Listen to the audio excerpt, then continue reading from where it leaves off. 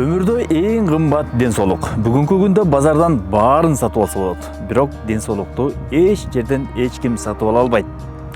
Саламатсыздарбы? Бирге ТВ каналынын көрүүчүлөрү, бүгүн ден соолук тууралуу сиздерге кенен айтып беребиз. Бишкектин так ортосунда жайгашкан Саткынбай Тентишев атындагы Азми аталышындагы медицина борборунун ичиндеги түркүн түстүү ден соолукка керектүү аппараттар жөнүндө кеп кылабыз.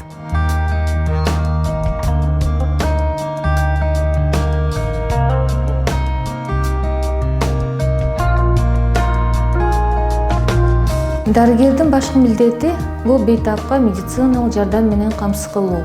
Принимаем больных свободно, печень смотрим, почки смотрим, поджелудочную железу, органы мочевыделительной системы. Это мочеточники, мочевой пузырь смотрим. Вот это ультразвуковое обследование, это обследование, не приносящее вреда здоровью пациентов. Это кабинет иммуноферментного анализа. Здесь делаются у нас гепатиты, также делается паразитология и РПР-реакция. Бізде осы цифровой аппарат рентген, пленкаға чыгарабыз, пациенттерді бияқтан принимать етеміз. Өпкөн рентгенин кол буттары сынып чыгып кеткендерди тартып беребиз. Стоматологический кресло, жаңы оборудованиялар менен келген.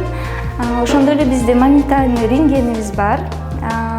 Жаңы ультразвуковой очистительдер, бүт жаңы оборудованияларыбыз. Это медицинский центр Азми, в котором есть ряд врачей, такие как акушер-гинеколог, врач-хирург, невропатолог, стоматолог.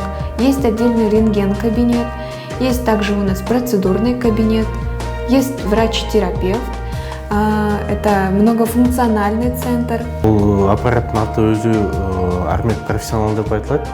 Россияда Уфа шаарында даярдалган. Алып келгенибизге 1 ай болуп калды.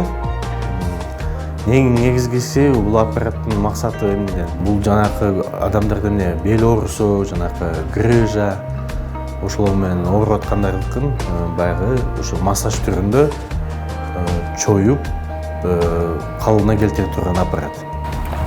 Мына урматтуу көрүүчүлөр, сиздердин ден соолугуңуздарга ылайыкталып, атайын алынып келинген аппараттын бардыгы Бишкек шаарындагы Саткынбай Тентишев атындагы Азми медицина борборунда жайгашкан. Бул жер күн сайын иш күндөрү саат 9-дан 5-ке чейин сиздерге кызмат кылат. Ар дайым ден соолукта болуңуздар, саламатта болуңуздар.